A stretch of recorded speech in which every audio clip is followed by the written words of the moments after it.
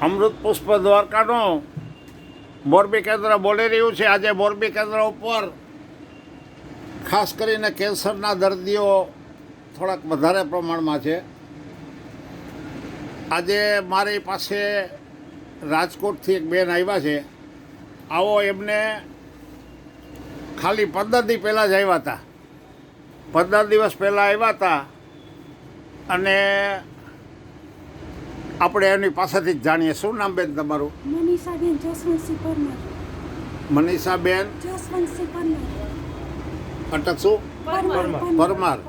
અચ્છા, શું તકલીફ હતી બેન? મને 4 વર્ષ પહેલા બ્રેસ્ટ કેન્સર હતું. હા. પછી એની મેં સર્જરી કરાવેલી છે અને મેં 6 ડોઝ લીધેલા છે.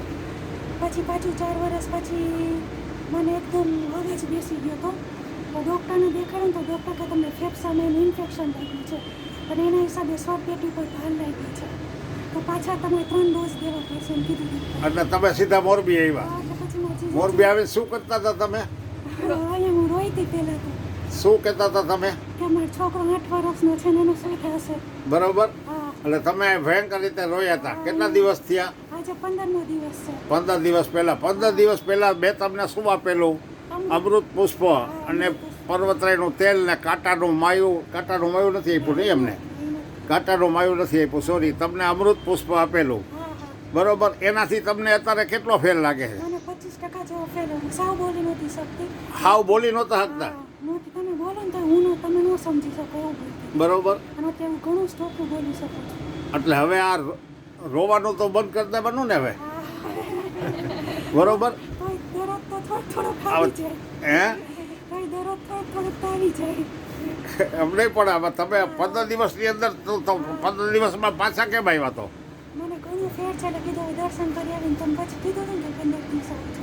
હવે એમાં એવું છે, 15 દિવસમાં તમારે શું શું ફેરફાર કર્યો? એક તો જાણી તમે હમણાં કાંઈક દોડતામાં હવનમાં. હા, હું નોરતાના હવનમાં, આઠમના હવનમાં બેઠી હતી.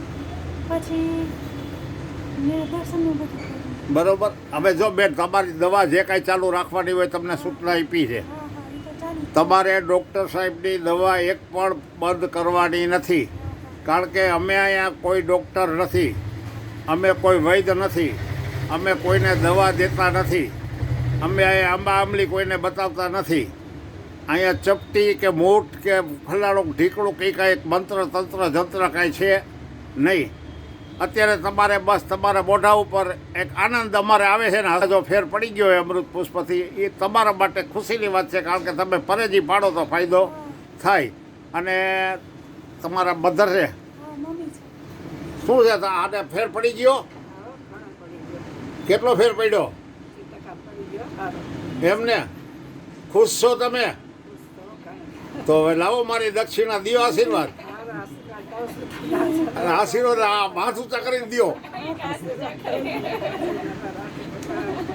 શું બોલો તો? ફરીથી બોલો તો. ભગવાન તમને કરે જનવા રાખે ને havને આ આશીર્વાદ લ્યો તમે.